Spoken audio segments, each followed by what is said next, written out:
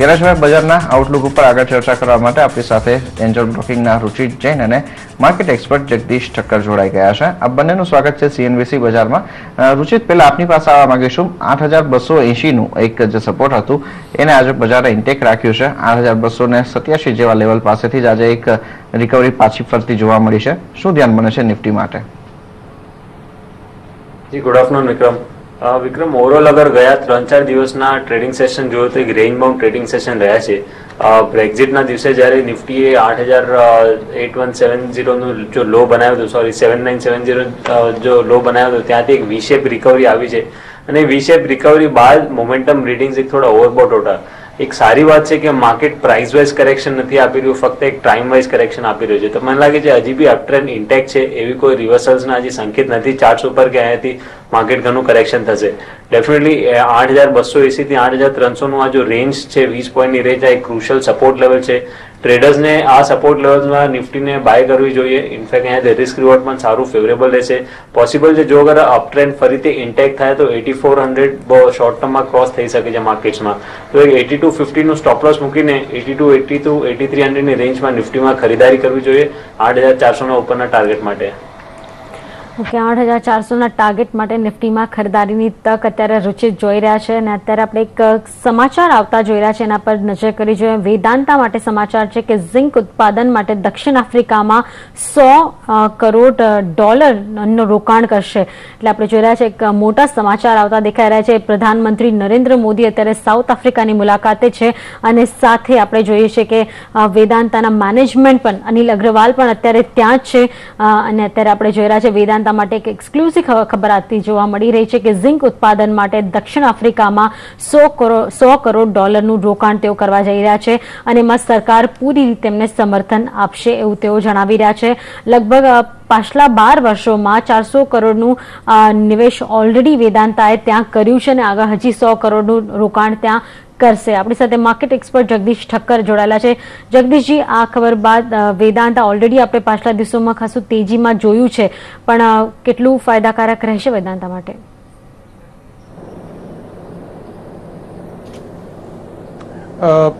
રોકાણ કરવાની એક વાત છે એટલે આપણા પ્રાઇમ મિનિસ્ટર ત્યાં ગયા છે એટલે દરેક વખત એવું થાય છે જ્યારે કોઈ જે કંઈ ઉદ્યોગપતિઓ જે તે દેશમાં રોકાણ કરતા હોય હંમેશા એમની ટીમમાં સાથે જ રહેતા હોય છે અને આ જાતના એક સહયોગી કરાર પણ ત્યાંની સરકાર સાથે થતા હોય છે. એટલે અત્યાર સુધીમાં એમણે તો $400 કરોડનું રોકાણ તો કર્યું છે અને બીજું $1 બિલિયન રોકાણ કરવા જઈ રહ્યા છે. એટલે રોકાણ કરશે, એ રોકાણ કર્યા પછી એમાંથી રેવન્યુ જનરેટ થશે અને રેવન્યુ જનરેટ થયા પછી એમાંથી કંપનીને પ્રોફિટ થશે. સામા રોકાણ કરવાના છે એ ઝિંકની વાત એમણે ચોક્કસ કરી છે, પણ આ એક ટાઈમ પ્રોસેસ છે એટલે માત્ર એક જાહેરાતથી કે શું ડાયરેક્ટ સીધો ફાયદો થતો નથી. ડેફિનેટલી એક સેન્ટિમેન્ટલ વેલ્યુ ચોક્કસ છે, પણ આમે વેદાંત આપણે જોઈએ છે કે જો તમે એના એક 52 વીક લોથી જુઓ તો લગભગ ઓલમોસ્ટ ડબલ થઈ ચૂક્યો છે અને એ હવે થોડો ઘણો પોઝ લે તો પણ નવાઈ નહીં. એટલે માત્ર આ સમાચારને કારણે ખરીદી કરવી એવું મને લાગે છે કે કદાચ બહુ યોગ્ય નહીં ગણાય. એટલે ઓલરેડી મેં આપણે કહ્યું તે પ્રમાણે બહુ કાફી એક રનઅપ આવી ચૂક્યો છે એટલે થોડો ઘણો પોઝ લે અને થોડો ઘણો પ્રોફિટ બુકિંગ આ લેવલે આવે એવી પૂરી શક્યતા છે. અત્યારે જગદીશજી, માર્કેટ ઉપર આપનો શું વ્યૂ બની રહ્યો છે? જે રીતના આપણે અત્યારે ગ્લોબલ માર્કેટની અંદર પણ થોડો એક કન્સોલિડેશન મોડ જોઈ રહ્યા છે, સ્થાનિક બજાર માટે આપ કયા ટ્રિગર, કયા સંકેતો જોઈ રહ્યા છો?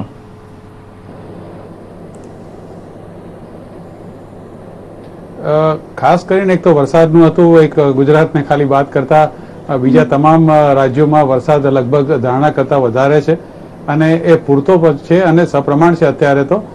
સિવાય કે આપણે અમુક રાજ્યોની અંદર આજે જોયું કે એમાં કદાચ થોડો ઘણો વરસાદ વધારે પડી ચૂક્યો છે, પણ એને બાદ કરતા મને એવું લાગે છે કે ચોમાસું સમયસર અને બહુ જે ખાસ કરીને જ્યાં છેલ્લા 2 વર્ષથી ખૂબ મોટી અછત હતી ત્યાં વરસાદ ખૂબ સારો પડ્યો છે એટલે એક બહુ સારી એક વાત છે. જ્યાં સુધી જીએસટી બિલની વાત જે અત્યારે આપણે સાંભળી રહ્યા છીએ એમાં એક પોઝિટિવ ડેવલપમેન્ટ ચોક્કસ લાગી રહ્યું છે અને એવું લાગી રહ્યું છે કે કદાચ આ સેશનમાં જે વોટિંગ થશે ઓફકોર્સ પાર્લામેન્ટના છેલ્લા દિવસે થશે એવા સંકેતો મળી રહ્યા છે. એટલે 12મી જુલાઈથી કે જ્યાં સુધી પાર્લામેન્ટ ચાલે ત્યાં સુધી કદાચ તમારે એની રાહ ચોક્કસ જોવી પડશે. એટલે એક સારા સંકેત એ છે. ત્રીજું કે બ્રેક્ઝિટ પછી જે જાતનો એક ગભરાટ હતી કે શું થશે અને શું નહીં થાય એમનું લગભગ તમામ દુનિયાના દેશોના શેર બજારોને ડિસ્કાઉન્ટ કરી નાખ્યું છે અને ભારત પણ એમાંથી બિલકુલ બાકાત નથી રહ્યું. એટલે એ પણ એક સારા સંકેત છે. વિદેશી રોકાણકારોની ખાસ એવી કોઈ મોટી વેચવાલી પણ નથી અને આપણા સંસ્થાકીય રોકાણકારોએ પણ કંઈ મોટી એવી વેચવાલી કરી નથી અને પરિણામની હવે સિલસિલો ચાલુ થઈ જશે આવતા અઠવાડિયાથી, એટલે એ પણ આપણે એક બહુ એના પર મદાર મોટો રાખશે. પરિણામો કેવા આવશે અને ખાસ કરીને પીએસયુ બેંકોના એનપીઆર આંકડા કેવા આવશે એના પર બહુ મોટો મદાર છે. એટલે આવતા અઠવાડિયાથી જે પરિણામની સિઝન ચાલુ થશે એના પર બજારનો મોટો મદાર રહેશે. હાલે આપણે જોઈ રહ્યા છે માર્કેટ પર થોડું દબાણ આવી રહ્યું છે. અત્યારે 10 મિનિટના ટ્રેડમાં જ આપણે 10 પોઈન્ટનો ઘટાડો જોઈ ચૂક્યા છે. ભારત ફોર્જ એક કાઉન્ટર છે જ્યાં સતત દબાણ આવી રહ્યું છે. ગ્રીન ઝોનમાં હતો કાઉન્ટર, હવે રેડ ઝોનમાં સરકતો જોવા મળી રહ્યો છે. ભારત ફોર્જ આ સપ્તાહ દરમિયાન પોતાની તેજી એટલે કે 5% ની તેજી ગુમાવી ચૂક્યું છે. રુચિત, ચાર્ટ શું લાગી રહ્યા છે? આ ઘટાડે ખરીદારીની તક છે ખરી? જે નિયર ટર્મમાં થોડુંક હજી ઘટાડો કરંટ લેવલ્સ ઉપરથી આવી શકે છે. આ સ્ટોક અગર આપણે બ્રોડલી ચાર્ટ્સ ઉપર જોઈએ તો 700-705 નું રેન્જ એક સપોર્ટ ટેક કર્યું છે અને 780 નું એક રેઝિસ્ટન્સ બની ગયું છે. તો મને લાગે છે થોડુંક હજી ડિક્લાઇન્સ આવે અને લોઅર એન્ડ ઉપર મળે તો 720 ની નીચે અગર એકવાર સ્ટોક જાય તો 700 થી 710 ની રેન્જમાં એક એક્યુમ્યુલેશન ઝોન કરવી જોઈએ.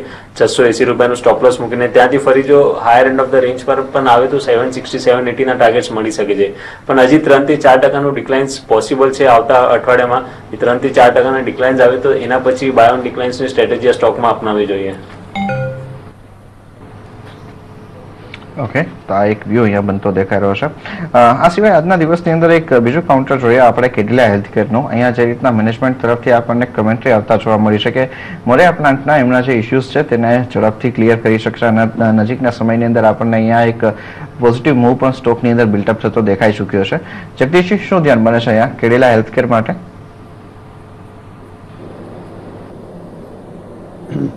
આજે ખાસ એવો રનઅપ થયો છે અને મને એવું લાગે છે કે જે રીતના સમાચાર છે એના પર જ આ રનઅપ છે. દરેકે દરેક ફાર્માસ્યુટિકલ કંપની જે મોટી કંપનીઓ છે કે જેનું એક્સપોઝર 40 થી 60% જેટલું નોર્થ અમેરિકામાં છે એને માટે એક આ જાતના એક ફોર્મ 483 એક બહુ મોટો ચિંતાનો વિષય છે અને માર્કેટ પણ બહુ જેને ગંભીરતાથી લેતું હોય છે. એટલે એમણે મોરૈયા પ્લાન્ટની અંદર જે કહ્યું છે કે આ મહિનાના અંત સુધીમાં એ જે યુએસ એફડી ઇન્સ્પેક્શનની જે નોટ હતી એ બધી ક્લિયર થઈ જશે અને એમનું જે ખાસ કરીને જે વેચાણ લગભગ 60% જેટલું નોર્થ અમેરિકામાં છે એને ક્લિયરન્સ મળી જશે. એના પર જ આ શેર અત્યારે ચાલ્યો છે. સમાચાર સારા છે કારણ કે લુપિનમાં આપણે ગઈકાલે જોયું કે ગોવા પ્લાન્ટમાં જે 2015માં થયું હતું ઇન્સ્પેક્શન એને એ લોકોએ 9 પોઈન્ટની ક્લિયરન્સ આપી અને 120 પોઈન્ટનો 120 રૂપિયાનો ઉછાળો જોવા મળ્યો અને ફરીવાર આપણે ખબર પડી કે બાકીના 2016માં ઇન્સ્પેક્શન થયું છે એનું હજી ક્લિયરન્સ 9 પોઈન્ટનું આવ્યું નથી. અને સાથે બીજો જે એ લોકોનો ડબાસા પ્લાન્ટ છે એની અંદર ફોર્મ 483 મળ્યું છે. એટલે ગઈકાલનો ઉછાળો બિલકુલ શમી ગયો છે. એટલે જ્યાં સુધી આપણને એક જે રીતે ગઈકાલે આપણે EIR ની વાત કરી એસ્ટાબ્લિશમેન્ટ ઇન્સ્પેક્શન રિપોર્ટની, એવો જ્યાં સુધી આપણને કન્ફર્મ રિપોર્ટ ન મળે ત્યાં સુધી મને એવું લાગે છે કે આ બધા સ્પેક્યુલેટિવ ટ્રાન્ઝેક્શન છે. ઇન ધ સેન્સ કે કંપની સારી છે પણ જે જાતના ઉછાળા આવે છે એ માત્ર સમાચાર પર આવે છે અને આ જાતની પરિસ્થિતિમાં તમારે બહુ જ કાળજી લઈને કામ કરવું જોઈએ એવું મારું મક્કમ માનવું છે. આજના દિવસે આપણે જોયેલા છે લ્યુપિનમાં મોટો ઘટાડો છે. ઇનફેક્ટ ગઈકાલે જ્યારે ક્લોઝિંગ સમયે આ ખબર આવી કે તેઓના ગોવા પ્લાન્ટને 2015માં જે ઇન્સ્પેક્શન ચાલુ હતું એમાંથી ક્લીન ચીટ મળી ગઈ છે તો સડન સ્પાઇક જોવા મળી. આજે સવારના પણ તેજી હતી પણ ત્યારબાદ એક કન્સોલિડેશન જોવા મળી રહ્યું છે અને ઇનફેક્ટ તમે જુઓ 2.5 ગણા વોલ્યુમ સાથે આજના દિવસે દબાણ આવી રહ્યું છે. રુચિત, શું લાગે છે? કાલેની ટ્રેડિંગ સેશનમાં જો બ્રેકઆઉટ આ સ્ટોકને આવ્યું હતું 1570 થી 1575 નું એક રેઝિસ્ટન્સ રેન્જ હતું. તો રેઝિસ્ટન્સ જે ક્રોસ થયું છે હમણાં પ્રોબેબલી આગળ જઈને એક સપોર્ટ બની જશે. તો આ સ્ટોકમાં કરંટ લેવલ થોડોક હજી ઘટાડો આવે 1575 થી લઈને 1300 ની રેન્જમાં આવે તો આ સ્ટોક ડેફિનેટલી ત્યાં એક ખરીદારી કરવી જોઈએ. સુપર ટ્રેન્ડ ઇન્ડિકેટર જે ટ્રેન્ડ ફોલોઈંગ ઇન્ડિકેટર છે ઘણા વખતથી આમાં સેલ મોડમાં હતો જે હમણાં રિસેન્ટ ટ્રેડિંગ હિસ્ટ્રીમાં ફરીથી બાય મોડમાં આવ્યો છે.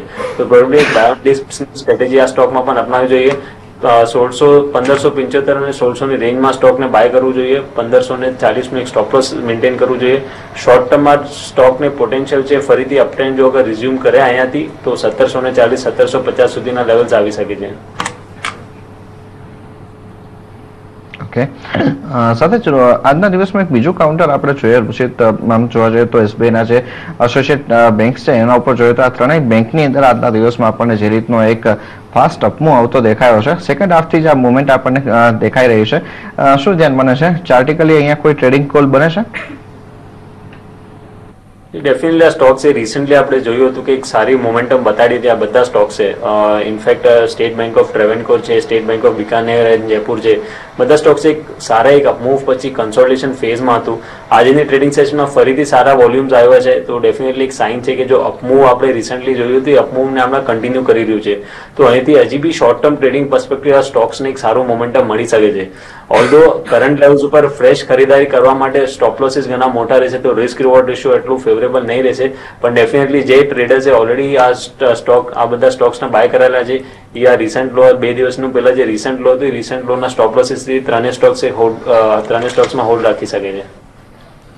ત્યારે જ મિડકેપમાં આજે પણ આપણે જોઈ રહ્યા છે 5% વધુનો ઘટાડો અત્યારે દેખાઈ રહ્યો છે કે આ સ્ટોક્સ હલચલ મચાવી રહ્યા છે. અને વિગત લઈ અમારા રિસર્ચ એનાલિસ્ટ અદિતિ યાજ્ઞિક પાસેથી. અદિતિ, જી બિલકુલ, રિઝલ્ટ બેઝ રિએક્શન ખાસ દેખાઈ રહ્યા છે. 8K માઇલ્સથી શરૂઆત કરીએ. કંપની પોતાના જે રિઝલ્ટ પોસ્ટ કર્યા હતા ઘણા સ્ટ્રોંગ રિઝલ્ટ પોસ્ટ કર્યા હતા. આવકની વાત કરીએ લગભગ 20% જેટલી વૃદ્ધિ આવકમાં દેખાઈ હતી. જ્યારે નફાની વાત કરીએ તો નફામાં પણ એક સારી એવી વૃદ્ધિ દેખાઈ હતી. લગભગ 57% જેટલી વૃદ્ધિ ત્યાં દેખાઈ હતી.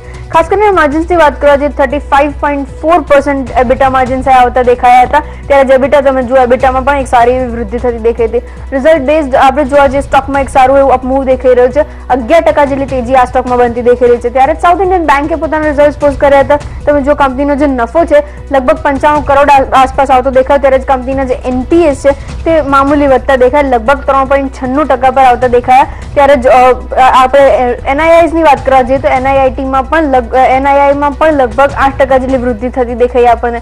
ખાસ કરીને રિઝલ્ટના બેઝનો રિએક્શન્સ આપણને સ્ટોક ઉપર દેખાઈ રહ્યો છે. તમે જો 2.5% થી 3% જેટલી તેજી આ સ્ટોકમાં બનતી દેખાઈ રહી છે. ત્યારે એલેમ્બિક ફાર્માની વાત કરવા જઈએ તો ત્યાં આપણે સમાચાર આવતા જોયા હતા કે કંપનીને EIR inspection establishment inspection report આવતો મળ્યો હતો. તેનો જે ગુજરાતમાં કરખડી પ્લાન્ટ છે તેના માટે તેના થકી એક પોઝિટિવ ઇમ્પેક્ટ પડતો ત્યાં દેખાઈ રહ્યો છે. 5% જેટલી તેજી હતી. હાલમાં પણ લગભગ 3.5% જેટલી તેજી યથાવત દેખાઈ રહી છે. આરકોમની વાત કરવા જઈએ ત્યાં આપણે સવારથી એક સમાચાર આવતા જોયા હતા કે FIPBએ કંપનીની જે હોલ્લી ઓન સબસિડરી છે ફ્લેગ ટેલિકોમ તેને એક સબસિડરી સેટઅપ કરવાની ના પાડી છે ભારતમાં. જેના પગલે આ નામંજૂરી પગલે તમે જોઈ રહ્યા છો 4% જેટલું દબાણ ત્યાં પણ બનતું દેખાઈ રહ્યું છે. અને આખરે વાત કરવા જઈએ મનપસંદ બેવરેજીસની, ત્યાં આગળ એક બ્લોક ડીલ થતા આપણે જોઈ હતી. લગભગ 17.7 લાખ શેર્સ જેટલા ટ્રેડ થતા દેખાયા હતા 2 બ્લોકમાં. લગભગ 594 થી લઈને 595 પ્રતિ શેરના ભાવે, જેના પગલે એક પોઝિટિવ ઇમ્પેક્ટ પડતો દેખાઈ રહ્યો છે. 5% જેટલી તેજી આ સ્ટોકમાં પણ દેખાઈ રહી છે. જી ઓકે, આભાર અદિતિ આ સમગ્ર વિગત માટે. ત્યારે જગદીશજી, આમાંથી એક આપણે સ્ટોક પિક કરીએ, સાઉથ ઇન્ડિયન બેંક. જે રીતના પરિણામો પોસ્ટ થતા દેખાયા હશે, શું ધ્યાન બને છે? અહીંયા જે NPA ના ઇસ્યુઝ હતા તે આપને થોડા રિલેક્સ થતા દેખાઈ રહ્યા છે?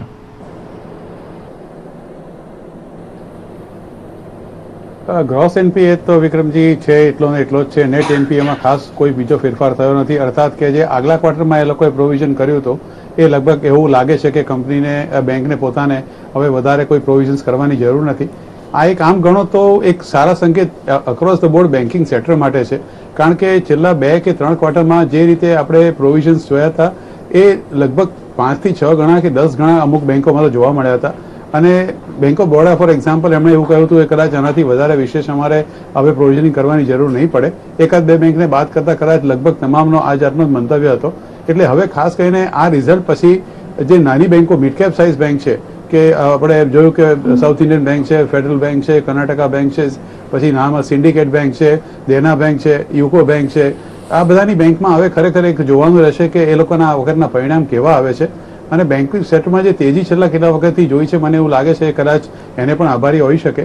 અને બીજું વખત એનું કે સરકારે નક્કી કર્યું છે કે 5 કે 6 જ મોટી બેંકો હોવી જોઈએ અને કોન્સોલિડેશન એ યુનિયન જોડે ડિસ્કસ કરીને કરશે. આ બધાની પણ એક ખાસ પોઝિટિવ અસર થશે. થોડા ઘણી વધારે ક્લેરિટી કદાચ આ વખતે બજેટમાં નાણામંત્રી આપે તો પણ નવાય નહીં. એટલે બેન્કિંગ સેક્ટર બહુ જ રસપ્રદ અને બહુ ઇન્ટરેસ્ટિંગ રહેવાનું છે પરિણામની દ્રષ્ટિએ, એવું મને લાગે છે.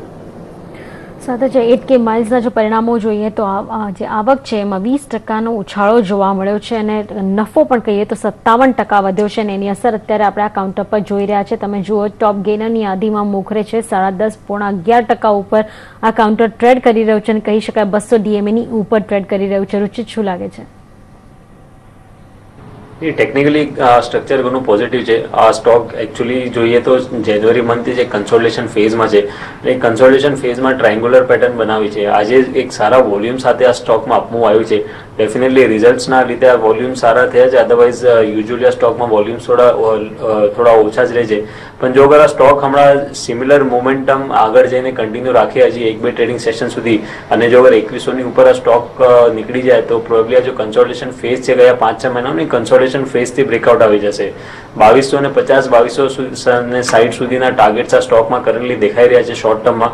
તો એક લોંગ પોઝિશન આ સ્ટોકમાં યથાર્થ રાખવી જોઈએ. ઇનફેક્ટ કોઈ ટ્રેડર્સ ફ્રેશ લોંગ પોઝિશન બનાવી હોય તો આજેના લોના સ્ટોપ લોસ અહીંયા 2260 ના ટાર્ગેટ માટે લોંગ પોઝિશન્સ પણ બનાવી શકે છે. ઓકે, સાથે રુચિત, ભારતીય એરટેલ અને બીજું કાઉન્ટર આઈડિયા સેલ્યુલર જોઈએ. બંને સ્ટોકની અંદર આજે એક ન્યૂઝ બેઝ ફોલ દેખાઈ રહ્યો છે. શું લાગે છે, કોઈ બોટમ ફિશિંગ કરવું જોઈએ? આઈડિયા સેલ્યુલરમાં કોઈ બોટમ ફિશિંગ કરવાની સલાહ નહીં રહેશે. ઓલ્ધો એક આપણે જોયું છે કે રિસેન્ટ પાસમાં 97-96 ના રેન્જ એક સપોર્ટ, ક્રુશિયલ સપોર્ટ એક્ટ કર્યા છે, અને જનરલી એટલીસ્ટ ગયા 5-6 મહિનામાં સપોર્ટ બ્રીચ નથી થયા. પણ આ સપોર્ટથી પણ સ્ટોક્સમાં એવી વોલ્યુમ સાથે બાઇંગ નથી આવી રહી કે આ સ્ટોકને વધારે ઉપર લઈ જશે. તો મને લાગે છે કે આઈડિયા સેલ્યુલર એક કન્સોલિડેશન ફેઝમાં રહેશે. 95-96 નું એક સપોર્ટ બેઝ બનશે અને ઉપર ફરીથી 108-110 નું રેઝિસ્ટન્સ બનશે. ભારતીય એરટેલના ચાર્જ ડેફિનેટલી સારા લાગી રહ્યા છે. આના આગળ જો medium two long term charge જોઈએ તો આ સ્ટોક એક સારું અપમૂવમાં છે, અને નીચે આ સ્ટોકના 340 થી 350 નું રેન્જ એક સારું સપોર્ટ બેઝ બની જશે. ત્યાંથી ફરીથી એક અપસાઇડ મોમેન્ટમનું પોસિબિલિટી છે. આ સ્ટોકમાં 368-370 ના લેવલ્સ ફરી દેખાડી શકે છે. તો 340 થી 50 ની જો રેન્જ આવે એ રેન્જમાં ટ્રેડર્સના સ્ટોક એક એક્યુમ્યુલેટ કરવું જોઈએ. 335 નું 334 નું ઇનફેક્ટ સ્ટોપ લોસ મૂકી શકે છે, અને 370 368 370 ના ટાર્ગેટ્સ માટે વેઇટ કરી શકે છે.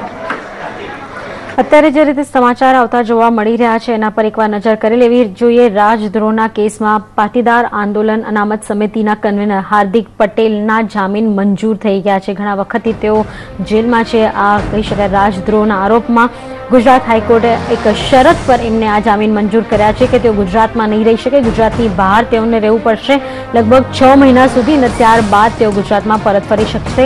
અને આને કારણે જ આપણે જોઈ રહ્યા છે કે એમને જામીન મંજૂર કરવામાં આવ્યા છે. સાથે હાઈકોર્ટે હાર્દિકનો પાસપોર્ટ પણ અત્યારે જમા કરાવવાનો આદેશ આપ્યો છે, જેથી તેઓ બહાર ક્યાંય ન જઈ શકે. તો આ એક ખબર કહી શકાય અત્યારે ગુજરાત માટે મહત્વની હોઈ શકે.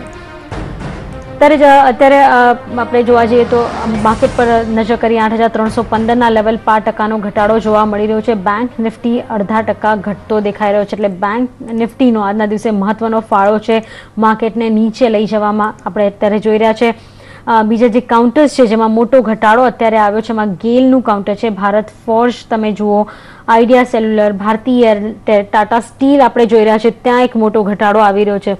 જે રીતે જગદીશજી, ટાટા સ્ટીલ લગભગ પાછલા 3 થી 4 મહિનાથી બઝિંગ છે. કારણસર કે યુકેમાં એમનું જે પ્લાન્ટ છે એને વેચવા માટેના તેઓના બધી તૈયારી ચાલુ હતી, ઓલમોસ્ટ નક્કી થવા જવાનું હતું, પણ હવે એને હોલ્ડ પર રાખવામાં આવ્યું છે કારણ કે આ જે બ્રેક્ઝિટ થયું છે એના લીધે ઘણા કોન્સિક્વન્સીસ એમને સહન કરવા પડી શકે છે. આ જે ડીલ હોલ્ડ પર રહી છે એનાથી કોઈ નુકસાન ટાટા સ્ટીલને? શું આપનું રિએક્શન?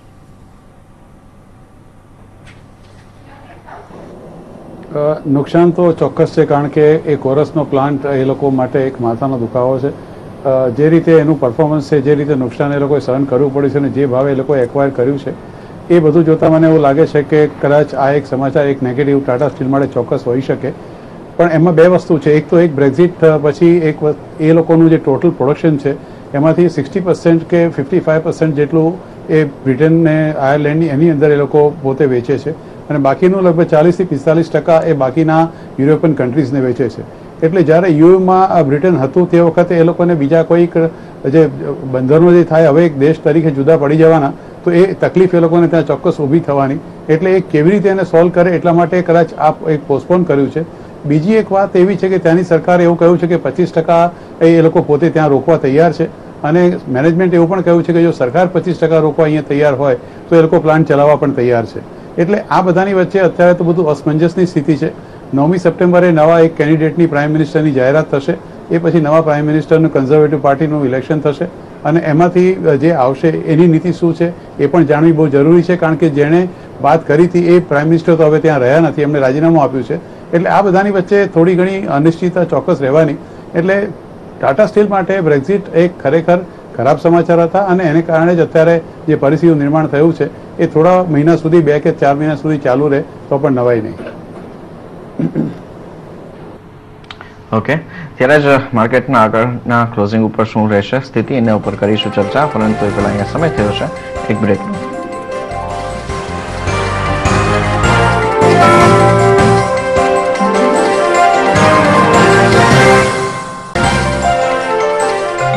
નાનકડા વિરામ બાદ આપનું સ્વાગત છે. 8,322 ના લેવલ અત્યારે નિફ્ટીમાં 15 પોઈન્ટના ઘટાડા સાથે મિડકેપમાં હવે મામૂલી ઘટાડો રહી ગયો છે. બેંક નિફ્ટી પણ થોડું રિકવર થઈ રહ્યું છે, એટલે કહી શકાય થોડી વોલેટિલિટી છે.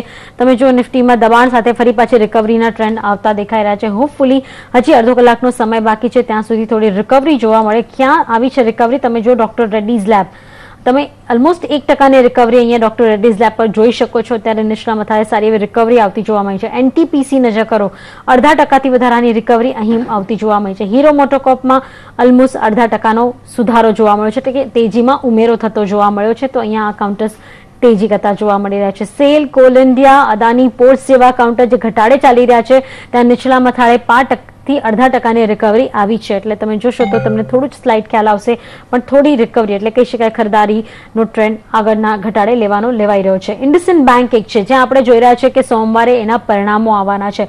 પરિણામો પહેલા 2%ની સારી એવી તેજી છે અને એમાં તેજી ઉમેરાઈ રહી છે. તમે જો 1.5 ગણા વોલ્યુમ સાથે આજના દિવસે ખરીદારી થતી જોવા મળી રહી છે. એક્સિસ બેંક પોઝિટિવ થઈ ગયું છે. આઈસીઆઈસીઆઈ બેંકમાં ખરીદારી પાછી આવતી જોવા મળી રહી છે. એટલે તમે નીચલા મથાળે જુઓ તો મામૂલી અમુક કહી શકાય અપટ્રેન્ડ આવ્યો છે, એટલે ખરીદારી ઉમેરાઈ છે. તો આપણે ખાસ કરીને બેન્કિંગ સ્ટોક્સમાં થોડી રિકવરી જોઈ રહ્યા છે. પણ ઇન્ડસઇન્ડ બેંકની વાત કરીએ તો સોમવારે જે રીતે પરિણામો આવવાના છે, અત્યારે આજે આપણે કેનરા બેંકના પરિણામો જોયા અને હવે ઇન્ડસઇન્ડ બેંકના પરિણામો આવશે. જગદીશજી, કોઈ અપેક્ષા?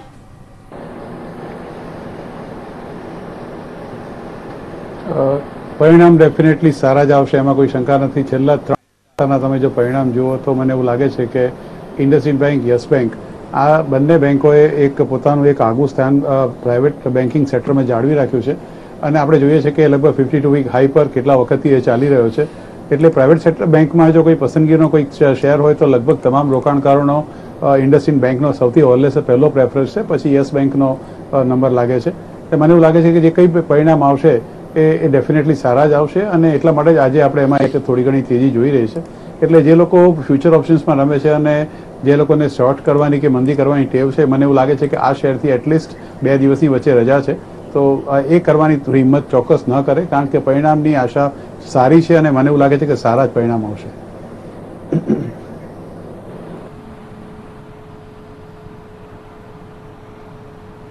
ઓકે, ત્યારે બીજું એક ફેક્ટર આપણે અહીંયા જોઈ શકીએ છીએ કે જ્યાંથી આપણને બજારમાં આજે એક રિકવરી મોડ આવતો દેખાયો છે, એમાં આપણે જોઈએ તો એશિયન પેન્ટ્સ જેવા કાઉન્ટર્સ છે, ટાટા મોટર્સ છે, હીરો મોટોકોર્પ છે જેવા કાઉન્ટર્સ તરફથી આપણને એક રિકવરીમાં ઘણો સારો સપોર્ટ મળી રહ્યો છે.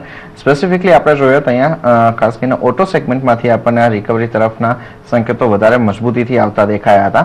અહીંયા રુચિત આપનું શું ધ્યાન બને છે? ખાસ કરીને હીરો મોટોકોર્પનું કાઉન્ટર આપણે જોઈએ, જે રીતની શાર્પ રિકવરી આ કાઉન્ટર દેખાડી રહ્યું છે અને આપણે 3000ની ઉપરના સ્તર પછીથી આ સ્ટોકની અંદર જે રીતની એક અપસાઇડ જોઈ છે, એને જોતા ધ્યાન શું બને છે? હજુ અહીંયા ખરીદદારીની જગ્યા બને છે કે પછી અહીંયા એક વખત પ્રોફિટ બુક કરવો જોઈએ? ડેફિનેટલી મને લાગે છે કરંટ લેવલથી પણ એક ટ્રેડિંગ પર્સપેક્ટિવથી એક સ્ટોકમાં ખરીદારી કરી શકે છે. આ સ્ટોક રિસન્ટલી એક હાયર ટોપ હાયર બોટમના ફોર્મેશનમાં છે અને કોઈ પણ કરેક્શન આપણે જોયું છે કે આ સ્ટોકમાં જ્યારે પણ કરેક્શન આવે છે તો એ કરેક્શનના લેવલ્સના એકવાર પૂરું થયા પછી ફરીથી સારા વોલ્યુમ સાથે અપમૂવ આવે છે. તો એક પોઝિટિવ સાઇન છે. આર્લી ચાર્ટ્સ ઉપર જો કાલેનો લો જોઈએ તો બહુ ઘણા સારા સપોર્ટ લેવલ્સ ઉપર ઘણો કાલેનો લો બનાવીને આજે ફરી એક પોઝિટિવ મોમેન્ટમ કન્ટિન્યુ થઈ છે.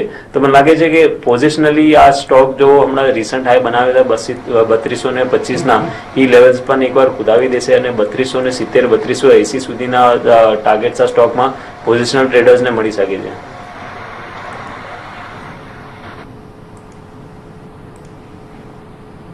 ઓકે, ત્યારે જ હવે હાર્દિક પટેલને જામીન મંજૂર થયા છે તેના પર વધુ વિગત લઈએ અમારા અમદાવાદના સંવાદદાતા ધવલ પટેલ પાસેથી. ધવલ, ઘણા લાંબા સમયથી આ જામીન માટેની માંગ ચાલી રહી હતી. આજે જામીન મંજૂર થયા છે. પહેલા વચ્ચે આપણે એ પણ સ્થિતિ જોઈ હતી કે જામીન આપવાની મંજૂરી થઈ હતી, પરંતુ ગુજરાત બહાર રહેવાની જે વાત હતી તેને હાર્દિકે સ્વીકારી નહોતી. હવે અત્યારે આ આખો મામલો થાળે પડતો દેખાઈ રહ્યો છે. શું છે અહીંયા વધુ વિગતો?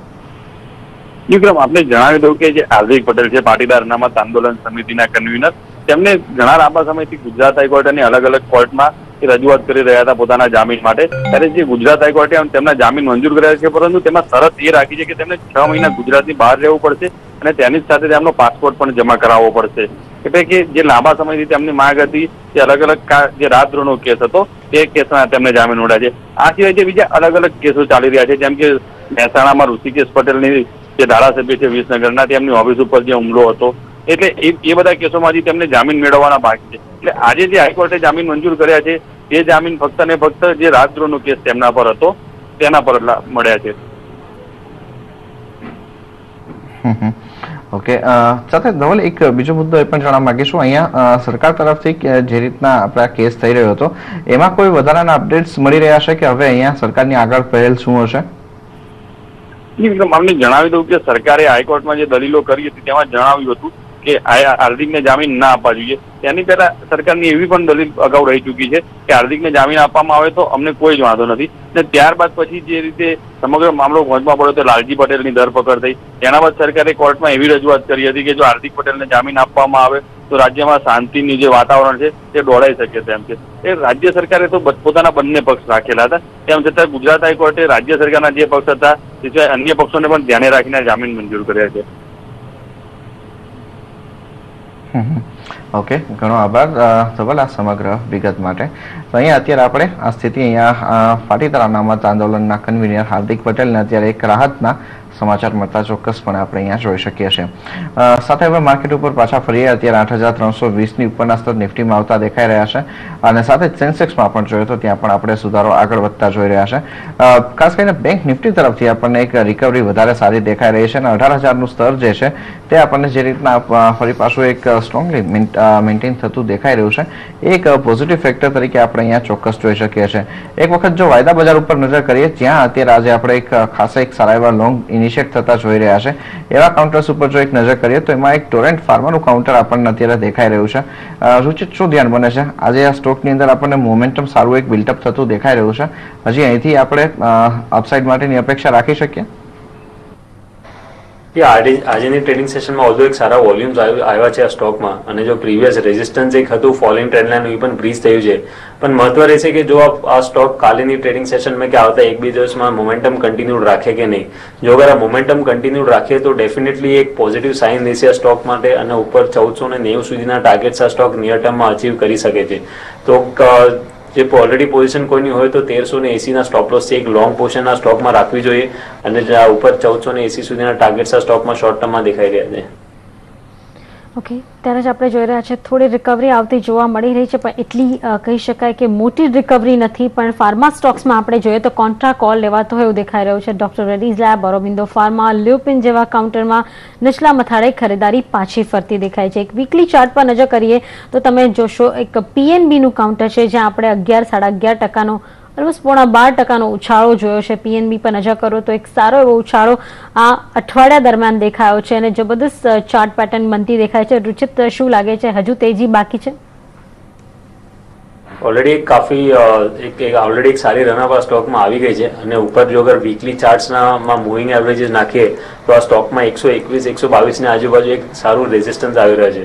મને લાગે છે જો અપમૂવ છે તો પોસિબલ છે 121 ની આજુબાજુ હોલ્ડ થશે. તો જે ટ્રેડર્સે લોંગ પોઝિશન આમાં લીધી હોય તો 121 ની આજુબાજુ આ સ્ટોકમાંથી એકવાર પ્રોફિટ બુકિંગ કરીને એક્ઝિટ કરી લેવું જોઈએ.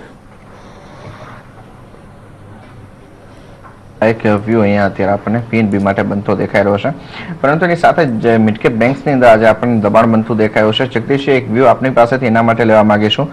સિન્ડિકેટ બેંક આજે સૌથી વધારે પ્રેશરમાં દેખાઈ રહ્યું છે, અને આ પછી આપણે જોઈએ તો યુનિયન બેંકનું કાઉન્ટર છે.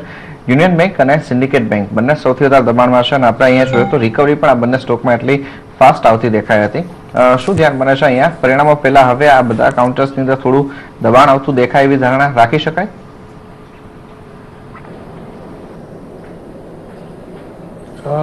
પીએસયુ બેંકોમાં બધી નબળી કડીઓ છે. સિન્ડિકેટ બેંક છે, યુકો બેંક છે, દેના બેંક છે, આ તમામ નબળી કડીઓ છે. એટલે એમાં પરિણામની આશા બહુ સારી ન રાખી શકીએ. પણ મને એવું લાગે છે કે જે રીતે આગલા ક્વાર્ટર કે એના પહેલાના છેલ્લા બે ક્વાર્ટરના પરિણામની સરખામણીમાં કદાચ આ ક્વાર્ટરના પરિણામ એટલા બધા ખરાબ નહીં આવે. અલબત્ત અત્યારે જે પરિણામ કેનરા બેંકના અને સાઉથ ઇન્ડિયન બેંકના જોયા અને ઇન્ડસઇન્ડ બેંકની જે આશા છે એવી મોટી આશા તો આપણે ચોક્કસ ન રાખી શકીએ. પણ મને એવું લાગે છે કે આ વીકનેસ એના ફંડામેન્ટલ કારણે જ હોઈ શકે કે લોકો પાસે બીજા પસંદગીના સારો બેન્કિંગ સેક્ટરમાં ઘણા સારા છે. એ શક્ય છે કે જે લોકોએ પોઝિશન આમાં લીધી હોય એ વેચીને કદાચ બીજા બેંકોની અંદર લોકો શિફ્ટ કરી શકતા હોય. પણ જે ઘટાડો આજે આવ્યો છે મને લાગે સાંકેતિક છે. એમાં ખાસ એવી કોઈ ચિંતા કરવાની જરૂર નથી કે પરિણામ બહુ જ ખરાબ આવશે. મેં આપને કહ્યું તે પ્રમાણે મોટાભાગની પીએસયુ બેંકોએ પોતાના જે પ્રોવિઝન કરવાના હતા એ છેલ્લા 2 કે 3 ક્વાર્ટરમાં કરી ચૂક્યા છે અને એનાથી વિશેષ ખરાબ આ વખતે કોઈ પરિણામ આવે એવી શક્યતા ઓછી છે. ઇન્ક્લુડિંગ ધીસ સિન્ડિકેટ બેંક કે જે દેના બેંક કે કોઈ પણ નાની યુકો બેંક કે યુનિયન બેંક જેને પણ તમે નામ આપો. પણ અલબત્ત તમારે જો કોઈ દાવ લગાડવો હોય તો તમારી પાસે બીજા સારા વિકલ્પ ઘણા છે. એટલે આ બેંકો પર અત્યારે મદાર રાખવાની તમારે ખાસ બહુ જરૂર નથી. ઓકે, અત્યારે જે ખબર આવી રહી છે એના પર નજર કરી લઈએ. અત્યારે આપણે જોઈ રહ્યા છે કેરળમાં ફેટ ટેક્સ લગાવવામાં આવ્યો છે. જંક ફૂડ જે આપણે ખાઈએ છીએ, ખાસ કરીને પીઝા, બર્ગર જેવા જે ખાવાનું જે છે એના પર ફેટ ટેક્સ લગાવવામાં આવ્યો છે અને આપણે જોઈ રહ્યા છીએ બ્રાન્ડેડ જંક ફૂડ જે છે એના પર 14.5% ફેટ ટેક્સ લગાવવામાં આવ્યો છે. તો એના કારણે આપણે જોઈ રહ્યા છે કે જ્યુબિલન્ટ ફૂડ વર્ક પર અત્યારે આપણને ખૂબ જ સડન ડ્રોપ જોવા મળી છે. 2% નીચે આ કાઉન્ટર સરકતો જોવા મળી રહ્યો છે. કારણ કે અત્યારે આપણે જોઈ રહ્યા છે પીઝા, બર્ગર પર જો 14.5% ફેટ ટેક્સ લગાવવામાં આવશે તો આ બધા મોંઘા થઈ જશે પ્રોડક્ટ અને બધાની રીચની બહાર થતા જશે. અત્યારે આપણે જોઈએ છે ઘણા બધા એક પ્રયત્ન થતા રહે છે કે ઓછા ખર્ચે બધાને 20 રૂપિયા અને 50 રૂપિયાની અંદર પ્રોડક્ટ્સ અવેલેબલ કરાવી દેવામાં આવે. પણ હવે જ્યારે આટલો મોટો ટેક્સ લાગશે તો કદાચ એક નાના માણસની પહોંચની બહાર આ પ્રોડક્ટ જતી રહેશે. અને આપણે જોઈ રહ્યા છે બ્રાન્ડેડ જંક ફૂડ પર 14.5% ફેટ ટેક્સ લગાવવામાં આવ્યો છે કેરળમાં. અત્યારે આ ફક્ત કેરળમાં લાગુ થવાનું છે, હજી બીજી ક્યાંય નથી થયું. અત્યારે કેરળ સરકારે ફેટ ટેક્સ લગાવ્યો છે. એના કારણે આપણે જોઈ રહ્યા છે આ કાઉન્ટર પર દબાણ આવતું જોવા મળી રહ્યું છે. જ્યુબિલન્ટ ફૂડ વર્ક, રુચિત, ત્યાં સ્ટોક રિસેન્ટલી જોયું તો 950 થી 1000 રૂપિયાની રેન્જમાં સારું બેઝ ઓલરેડી બનાવી ચૂક્યો છે. વીકલી અને મંથલી ચાર્ટ્સ ઉપર એક કરેક્શન બાદ જ્યારે એવું પણ બેઝ થાય છે તો નોર્મલી એના પછી એક સારી ટ્રેન્ડેડ મૂવ આવવાની સંભાવના થાય છે. તો ડેફિનેટલી મને લાગે છે કે આ ન્યૂઝના લીધે જો અગર આ સ્ટોકમાં એક સારો ઘટાડો આવે તો એક સારી ઓપોર્ચ્યુનિટી બનશે short to medium term traders માટે બાય કરવા માટે. 1100 ની આજુબાજુ સ્ટોકને એક સારો સપોર્ટ લેવલ મળી શકે છે. તો જો અગર 1080 ને 1100 ની રેન્જમાં આ સ્ટોક જો અગર પેનિક સેલિંગમાં મળી જાય તો એક ઓપોર્ચ્યુનિટી યુઝ કરવી જોઈએ સ્ટોકને પિકઅપ આ સ્ટોકને બાય કરવા માટે. ઓકે, સાથે જ ઋષિત એક ક્વિક કોલ લેવા માંગીશું અત્યારે એશિયન પેન્ટ્સ ઉપર. અહીંયા શું ધ્યાન બને છે? આજની મજબૂતી સસ્ટેનેબલ લાગે છે? ડેફિનેટલી એક સારું અપટ્રેન્ડમાં છે આ સ્ટોક. રિસન્ટલી લાસ્ટ ક્વાર્ટરના રિઝલ્ટ જ્યારે 6 મહિને અનાઉન્સ થયા હતા ત્યારે આ સ્ટોક એક 900 રૂપિયાનું એક મેજર રેઝિસ્ટન્સથી લગભગ 6 મહિનાનું કન્સોલિડેશનનું બ્રેકઆઉટ આવ્યું હતું. એના પછી ડેફિનેટલી હાઈ ટોપ હાઈ બોટમનું કન્ટિન્યુએશન છે. સારા વોલ્યુમ્સ પણ છે જ્યારે પણ આ સ્ટોક ઉપર જઈ રહ્યું છે. ઇવન આજની ટ્રેડિંગ સેશનમાં જો તમે વોલ્યુમ્સ જો તો અપમૂવ સાથે વોલ્યુમ સારા છે તો એક પોઝિટિવ હેલ્ધી સાઇન છે. આ સ્ટોક આગળ જઈને 1040 થી 1050 સુધીના લેવલ્સ સ્ટોક ડેફિનેટલી આવી શકે છે આ સ્ટોકમાં. તો એક પોઝિટિવ બાયસથી આ સ્ટોકમાં ટ્રેડિંગ કરવી જોઈએ અને જો ઇન્વેસ્ટમેન્ટ હોય આ સ્ટોકમાં તો ડેફિનેટલી કરંટ લેવલ્સ ઉપર પણ એક હોલ્ડ રાખવું જોઈએ આને.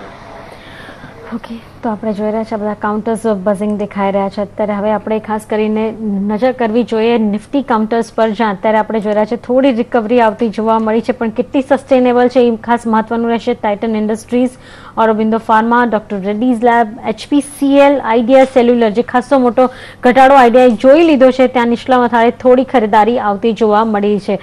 ત્યારે જ રુચિત, BTST કોલ કોઈ બને છે સોમવાર માટે? કારણ કે અત્યારે જે ઘટાડો આવ્યો છે ત્યાં ખરીદારીની તક ડેફિનેટલી એક સારા સપોર્ટ રેન્જમાં છે માર્કેટ અને એક સારું ઓપોર્ચ્યુનિટી છે ટ્રેડર્સ માટે આ કરંટ લેવલ્સ પર સ્ટોક્સમાં ખરીદારી કરવા માટે. ફર્સ્ટ BTST કરવાનું LIC હાઉસિંગ ફાઇનાન્સમાં છે. આ સ્ટોકમાં આજની ટ્રેડિંગ સેશનમાં ઇન્સ્પાઇટ ઓફ માર્કેટ્સ એક દબાણમાં છે. આ સ્ટોક એક આઉટપરફોર્મ કર્યું છે. એક સારી અપમૂવ છે, સારા વોલ્યુમ્સ છે અપમૂવમાં અને આજની ટ્રેડિંગ સેશનમાં જે ફોલિંગ ટ્રેન્ડ લાઇનનું બ્રેકઆઉટ છે એ પ્રોબેબલી આવતા અઠવાડિયામાં સોમવારના ટ્રેડિંગ સેશન એક કન્ટિન્યુએશન આનું અપમૂવ આવવું જોઈએ. તો LIC હાઉસિંગ ફાઇનાન્સમાં કરંટ લેવલ્સ ઉપરથી ખરીદારી કરી શકે છે. BTST પર્સપેક્ટિવથી 504 નું એક સ્ટોપ લોસ મૂકવું જોઈએ ને 522 ના ટાર્ગેટ્સ લગભગ સોમવારે આ સ્ટોક બતાડી શકે છે. સેકન્ડ કોલ મારું હીરો મોટોકોર્પમાં છે. આ સ્ટોક રિસન્ટલી જેવું આપણે વાત કરી કે એક સારા અપટ્રેન્ડમાં છે અને એક હાર્ડલી ચાર્ટ્સ ઉપર એક સારું સપોર્ટ બેઝ બનાવીને એક 89 EMA ઉપર સપોર્ટ લઈને ફરીથી એક અપટ્રેન્ડનું રિઝમ્પશનનું સાઇન છે આ સ્ટોકમાં. ડેફિનેટલી પોઝિશનલ પર્સપેક્ટિવ અમને લાગી રહ્યું છે કે આ 3250 થી લઈને 3300 સુધીના રેન્જ આ સ્ટોકમાં આવતા અઠવાડિયામાં આવી શકે છે. પણ BTSTમાં પણ એક 3200 થી 3215 સુધીના ટાર્ગેટ્સ આ સ્ટોકમાં આવી શકે છે. તો 3140 નું સ્ટોપ લોસ મૂકીને 3215 ના ટાર્ગેટ માટે હીરો મોટોકોર્પ પણ BTST માટે બાય કરી શકે છે. ઓકે, તો આ બે સ્ટોક અહીંયા BTST તરીકે બની રહ્યા છે. હીરો મોટોકોર્પ 3215 ના એક ટાર્ગેટ માટે ખરીદી કરો. 3140 રૂપિયાનો એક સ્ટોપ લોસ રાખવાની સલાહ બનશે. બીજું કાઉન્ટર અહીંયા LIC હાઉસિંગનું રહેશે કે જ્યાં પણ અત્યારે એક બાયકોલોજ ઇનિશિએટ કરો. ટાર્ગેટ પ્રાઇસ અહીંયા LIC હાઉસિંગ માટે બની રહી છે 522 રૂપિયાની અને સ્ટોપ લોસ 504 રૂપિયાનો રાખવા માટેની સલાહ બની રહી છે. ત્યારે જ આગળ બજારનું ક્લોઝિંગ શું રહેશે તેના ઉપર કરીશું નજર, પરંતુ એ પહેલા અહીંયા સમય થયો છે એક બ્રેકનો.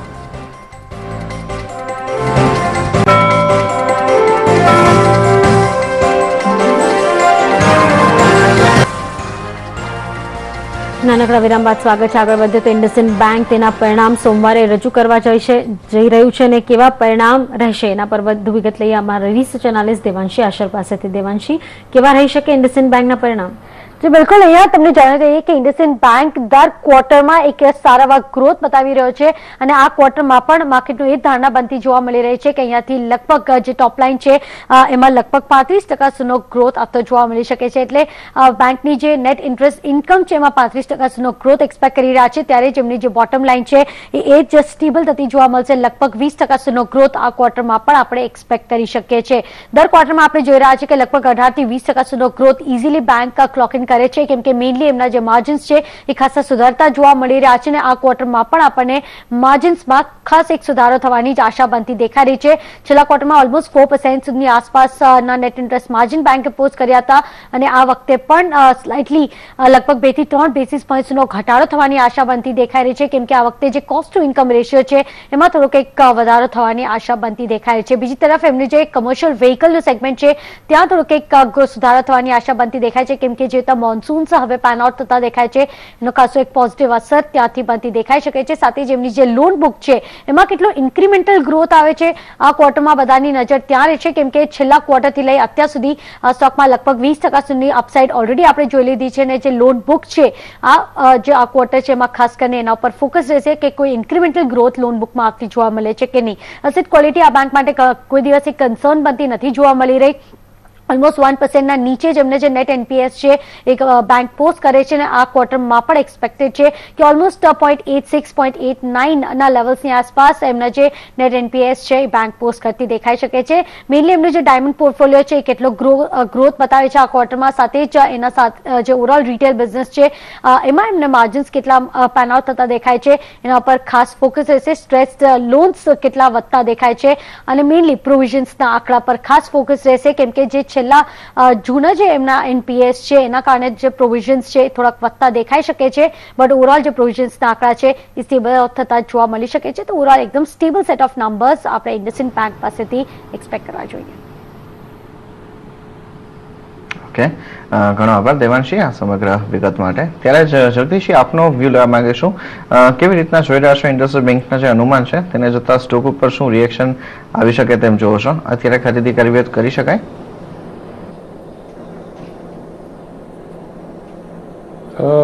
મેં આપને કહ્યું તે પ્રમાણે વિક્રમ લગભગ 52 વીક હાઈ પર જ આનો ભાવ છે અને મેઇનલી રિટેલ લોન બિઝનેસમાં વધારે છે, એટલે નેટ ઇન્ટરેસ્ટ માર્જિન જે લોકોના હોય છે એ લગભગ બહુ ખાસ વધતા નથી, પણ એ લોકોનું જે નોન પરફોર્મિંગ એસેટ્સનો જે આંકડો છે એ પણ બહુ મર્યાદિત હોય છે. જે રીતે અત્યારે અનુમાન મેં જોયા આપના એ લીધે 35% એ લોકોનો NII નો ગ્રોથ બતાવે છે અને 19% પ્રોફિટ છે. મેં આપને પહેલા પણ કહ્યું કે પરિણામ ડેફિનેટલી સારા જ આવશે, પણ જ્યારે કોઈક સ્ટોક આટલો પોતાનો ઓલ ટાઈમ હાઈ પર ચાલતો અને કોન્સ્ટન્ટલી વધ્યો હોય તો કદાચ જો પરિણામમાં થોડી ઘણી પણ આપણને ધારણા કરતા થોડી ઘણી જો નબળાઈ દેખાવા મળે તો બહુ મોટો ઘટાડો એની અંદર તમને જોવા મળે છે. એટલે જો કદાચ તમે ખરીદી કરીને જવા માંગતા હો તો ડેફિનેટલી એક સ્ટોપ લોસ મૂકીને કામ કરી શકો છો 1100 રૂપિયાના, અને તમારે તાત્કાલિક એ વિશે નિર્ણય લેવો પડશે કે મારે આ સ્ટોપ લોસથી જ કામ કરવું છે. અધરવાઇઝ તમે સોમવારની રાહ જુઓ, પરિણામ આવતા પહેલા બજારની મુવમેન્ટ જુઓ અને પછી જ કોઈ પોઝિશન સ્ટોપ લોસ લઈને મૂકો. પણ આ ભાવે ખરીદારી કરવાની સલાહ ભલે પરિણામ સારા હોય તો પણ હું આપતો નથી. ઓકે જગદીશજી, સમાજ રજા લેવાનું કોઈ ડિસ્ક્લોઝર?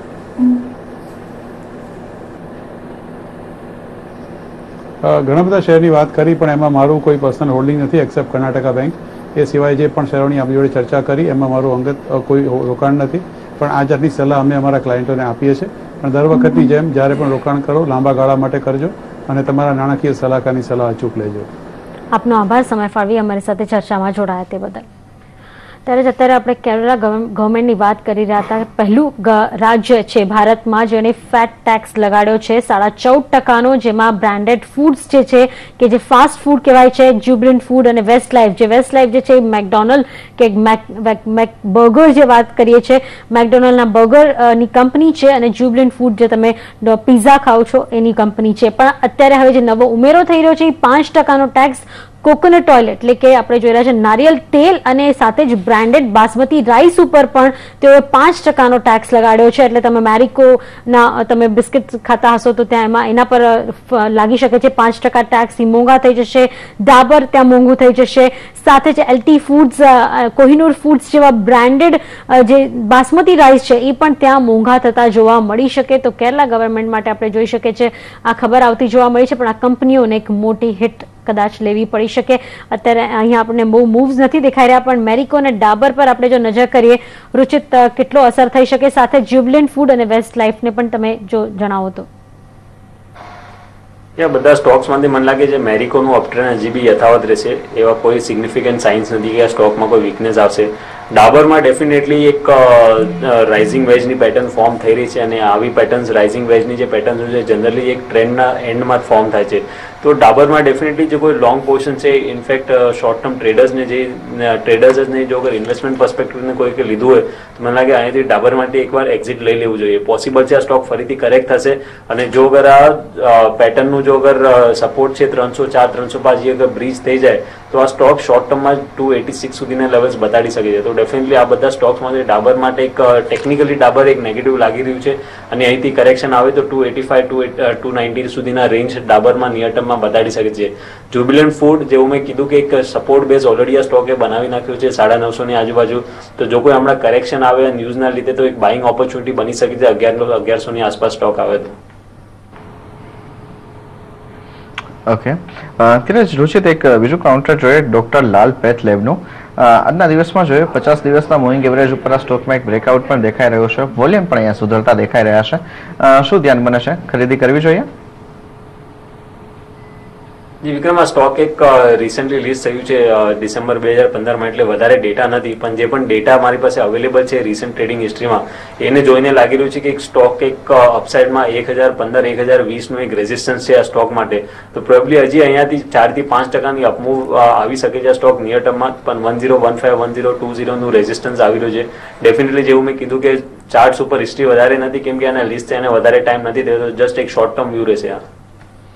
સાથે જ હવે વીકલી ચાર્ટ પર નજર કરી લેવી જોઈએ. આ સપ્તાહ દરમિયાન ઘણા અપમૂવ્સ અને નીચેના ઘટાડા પણ જોવા મળ્યા છે. એની વચ્ચે આપણે જોઈ રહ્યા છે મદ્રાસ ફર્ટિલાઇઝર, સનટેક રિયલ્ટી, ઉત્તમ ગાલવા, મેગ્ના ફિનકોપ જેવા કાઉન્ટરે પોતાની તેજી ગુમાવી છે અને સૌથી વધારે તો નાગાર્જુના ઓઇલ રિફાઇનરી સતત 2 મહિના સુધી આપણે એમાં તેજી જોઈ છે અને ત્યારબાદ હવે કન્સોલિડેશન ફેઝમાં આવતો જોવા મળી રહ્યો છે. એની સામે તમે જુઓ જે તેજી જોવા મળી હોય એમાં JP associate, Hind rectifier, store one retail, JP infra, MBL infra જેવા કાઉન્ટર ખાસા મોખરે રહ્યા છે. અત્યારે ખાસ નોંધવા જેવું તો પરાગ મિલ્કનું કાઉન્ટર મને જોવા મળી રહ્યું છે. બહુ વધારે ચાર્ટ નહીં હોય પરાગ મિલ્કના, પણ જો તમે જોઈ શકો રુચિત અને કંઈ સલાહ આપી શકો તો. ડેફિનેટલી લિસ્ટિંગ બાદ એક સારું ફોર્મેશન છે આ સ્ટોકમાં, હાયર ટોપ હાયર બોટમનું. અને જેવું તમે કીધું કે ચાર્ટ્સ ઉપર હિસ્ટ્રી તો નથી, પણ જે પણ ડેટા અવેલેબલ છે એના હિસાબે લાગી રહ્યું છે કે લિસ્ટિંગ બાદ પણ આ સ્ટોકમાં એક સારું બાઇંગ થઈ રહ્યું છે. તો આ સ્ટોકમાં હજી બી અપસાઇડ મોમેન્ટમ હજી બી કન્ટિન્યુ રહી શકે છે. તો જે ઓલરેડી કોઈ આ સ્ટોકને ખરીદારી કરી લીધી હોય તો એને 280નો એક સ્ટોપ લોસ મૂકીને આ સ્ટોકને હજી બી હોલ્ડ રાખવાની સલાહ આપીશ. ઓકે, અહીંયા હજુ પણ એક હોલ્ડ રાખવા માટેની સલાહ બનતી દેખાઈ રહી છે. બીજા કેટલાક કાઉન્ટર્સ ઉપર આપણે નજર કરીએ કે જ્યાં આપણે એક સારા એવા રનઅપ જોઈ ચૂક્યા છીએ. એમાં આપણે લોજિસ્ટિક કાઉન્ટર જોઈ શકીએ છીએ, જ્યાંથી આપણને ઘણી સારી મૂવ આવતી દેખાઈ ચૂકી છે. અને એમાં આપણે એક સૌથી વધારે સારું કાઉન્ટર જોઈએ તો એ આપણને ગતિ અને VRL લોજિસ્ટિકનું દેખાયું છે. આજના દિવસમાં પણ જોઈએ તો બંને સ્ટોક એક સારી એક મૂવ સાથે આગળ વધતા દેખાઈ રહ્યા છે અને એક સ્ટેડી સેટ ઓફ મુવમેન્ટ જે છે તે આપણને સ્ટોકની અપસાઇડ તરફની રહી છે. રુચિત, અહીંયા હવે શું લાગે છે, હવે કદાચ જો અહીંયા GST પાસ થશે કે નહીં થાય એના માટે હવે આગામી સત્ર જે શરૂ થશે ત્યારે આપણને થોડો એક અંદાજ આવતો દેખાશે, પરંતુ એ પહેલા અહીંયા જો એક ટ્રેડ કોલ હોય તો પ્રોફિટ બુક કરવો જોઈએ? ડેફિનેટલી આ સ્ટોકમાં ગતિનું અગર ખાસ જોઈએ તો 180-81 નું એક રેઝિસ્ટન્સ ઝોન છે, જો ડિસેમ્બર 2015 હાઈ બનાવ્યું હતું. એના પછી આ સ્ટોક એક સારું કોરેક્ટિવ મૂવ આપ્યું હતું, જ્યાં 100 રૂપિયાની પણ અંદર આ સ્ટોક ગયું હતું. તો જો લોંગ પોઝિશન જેની ત્યાં ઓલા લેવલ્સ ઉપર રેઝિસ્ટન્સ ઉપર અટકાયેલી છે તો પોસિબલ છે એમનું એકવાર પ્રોફિટ બુકિંગ એમનું એકવાર એક્ઝિટ આવશે અને અહીંયાથી થોડુંક સેલિંગ પ્રેશર આવી શકે છે. પણ જો અગર 180 ના લેવલ્સ ક્રોસ કરી જાય સ્ટોક તો 205 સુધી નેક્સ્ટ રેઝિસ્ટન્સ કોઈ નથી. તો ડેફિનેટલી 180-81 નું લેવલ્સ કેવી રીતે રેઝિસ્ટન્સ એક્ટ કરે છે, ક્રોસ કરે છે એ આવતા દિવસોમાં જોવાનું એક ડેફિનેટલી એક મહત્વનું રહેશે. તો જે એક્ઝિસ્ટિંગ પોઝિશન કોઈની હોય તો 164 રૂપિયાનું એક સ્ટોપ લોસ મૂકીને એમને હોલ્ડ રાખવું જોઈએ સ્ટ્રિક્ટ. અને જો અગર 201 ની લેવલ્સ ક્રોસ કરી દે તો પછી 205 સુધીના લેવલ્સ સ્ટોકમાં નિયર ટર્મમાં આવી શકે છે. ત્યારે જે બે કાઉન્ટર છે, મનપસંદ બેવરેજીસ તમે જો 52 સપ્તાહના ઉચ્ચતમ સ્તરે ઓલમોસ્ટ કહી શકાય 5% તેજી ત્યાં બનતી દેખાઈ રહી છે. અને બીજું જે કાઉન્ટર છે મિન્ડા કોર્પોરેશન, આ બંનેમાં નવા હાઈઝ બનતા દેખાયા છે, સારા એવા વોલ્યુમ સાથે ખરીદારી છે અને લગભગ 3% રિટર્ન આ સપ્તાહ દરમિયાન આપ્યું છે. આજના દિવસે ખાસી તેજી છે. રુચિત, ચાર્ટ શું કહી રહ્યા છે મિન્ડા કોર્પોરેશન અને મનપસંદ બેવરેજીસ? મિન્ડા કોર્પોરેશન વાત કરીએ તો એક કન્સોલિડેશન ફેઝ પછી આ સ્ટોકે બ્રેકઆઉટ આપ્યું છે. તો 115-116 નું એક રેઝિસ્ટન્સ ઝોન હતું જેમાંથી બ્રેકઆઉટ આવ્યું છે. તો એક કન્ટિન્યુડ મૂવ આવી શકે છે. પણ ડેફિનેટલી વોલ્યુમ્સ આ સ્ટોકમાં એક ચિંતાજનક છે, કેમ કે વોલ્યુમ્સ જનરલી આ સ્ટોકમાં વધારે રહેતા નથી. પણ આ સ્ટોકમાં લાગે છે કે જો અગર કન્ટિન્યુડ મૂવ રહે તો 140 સુધીના ટાર્ગેટ્સ શોર્ટ ટર્મમાં જ આ સ્ટોક બતાડી શકે છે. તો એક પોઝિટિવ આઉટલુક છે મિન્ડા કોર્પોરેશન ઉપર. અને મનપસંદ પણ જેવો આપણે બીજા સ્ટોક છે એવી રીતે નવી લિસ્ટિંગ છે એટલે ડેફિનેટલી એક ડેટા લિમિટેડ છે. પણ જે એક્ઝિસ્ટિંગ શેર હોલ્ડર છે એને 570 નું સ્ટોપ લોસ મૂકીને લોંગ સાઈડ ઉપર હોલ્ડ રાખવાની સલાહ આપીશ, કેમ કે લિસ્ટિંગ થયા બાદ પણ આ સ્ટોક કન્ટિન્યુઅસ હાયર ટોપ હાયર બોટમનું ફોર્મેશન છે અને અત્યારે પણ અપમૂવમાં સારા વોલ્યુમ્સ આવી રહ્યા છે. તો એક પોઝિટિવ સાઇન છે આ સ્ટોક માટે. 570 રૂપિયાનું સ્ટોપ લોસ મૂકીને લોંગ પોઝિશન્સ મનપસંદમાં પણ હોલ્ડ કરવી જોઈએ. ઓકે, બજાર બંધ થવાના હવે થોડી મિનિટો બાકી છે ત્યારે આપણે એક વખત વીકલી ગેઇન કરતા કાઉન્ટર્સ ઉપર નજર કરીએ તો ઇન્ડેક્સ બેઝ ઉપર આપણે જોઈ શકીએ છીએ લુપિન એક સારું ગેઇન કરતું દેખાયું છે, જ્યાં 5.5% મજબૂતી રહી. પરંતુ જો ઇન્ડેક્સ બારના કાઉન્ટરમાં જોઈએ તો જયપ્રકાશ એસોસિએટનું કાઉન્ટર છે 32% સુધી વધતું દેખાયું છે. ડોક્ટર લાલની આપણે જ્યાં વાત કરીએ એમાં 14% વધારો દેખાયો છે. આ ઉપરાંત સુબેક્સ, PNB, કેડિલા હેલ્થકેર, યુનિટેક જેવા કાઉન્ટર્સ છે જ્યાંથી આપણને ઘણી સારી સાપ્તાહિક મજબૂતી આવતી જોવા મળી છે. અહીંયા ખાસ કરીને જેપી એસોસિએટ ઉપર એક કોલ લેવા માંગીશું. રુચિત, જે રીતના ફંડામેન્ટલ ન્યૂઝ સાથે આ સપ્તાહ દરમિયાન સ્ટોકની અંદર જે એક શાર્પ બાઉન્સ દેખાયો છે, સસ્ટેનેબલ લાગે છે? જે ચાર્ટ્સ ઉપર લાગતું નથી આ બાઉન્સ સસ્ટેનેબલ થશે. ડેફિનેટલી આ સ્ટોકમાં 12.5 રૂપિયાની આજુબાજુ એક મેજર રેઝિસ્ટન્સ હતું, જે રેઝિસ્ટન્સ જાન્યુઆરી 2016માં બનાવ્યું હતું. તો એ જ લેવલથી કાલની ટ્રેડિંગ સેશનમાં ફરીથી સ્ટોક પ્રાઇસીસ રિવર્સ થયા છે. તો સ્ટોકમાં લાગે છે ફરીથી આ સ્ટોક કરેક્ટ થશે અને 9.5 રૂપિયા કે 9.5 રૂપિયા સુધીનું મૂવ આ સ્ટોકમાં ફરી આવી શકે છે. તો જે લોંગ પોઝિશન જેની આ સ્ટોકમાં છે ડેફિનેટલી આ ટ્રેડિંગ પર્સપેક્ટિવથી લીધેલા હોય તો કરંટ લેવલ્સ ઉપર પણ આ સ્ટોકમાંથી એક એક્ઝિટ લઈ લેવું જોઈએ. ઓકે, ત્યારે જ હવે સમય થયો છે ટોપ ટ્રેડની અપડેટ લેવાનો.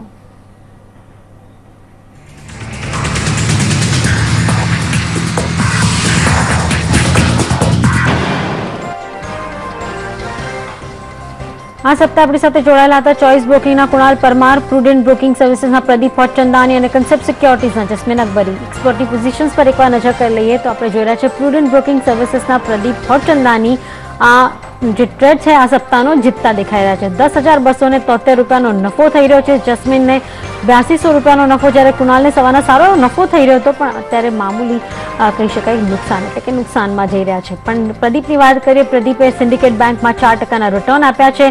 સિન્જિનમાં ટાર્ગેટ હિટ થયું, 5.5% રિટર્ન મળ્યા અને અત્યારે આપણી સાથે પ્રદીપ જોડાયેલા છે. પ્રદીપ, કોંગ્રેચ્યુલેશન્સ આપને આ સપ્તાહનો ટ્રેડ જીતવા માટે? કારણ કે આ સપ્તાહે ખૂબ જ અટકળો હતી કે શું માર્કેટ ઉપર જશે, ઉપલા મથાળે અટકશે, એવામાં ખૂબ વોલેટાઇલ માર્કેટ હતું ટ્રેડ કરવા માટે.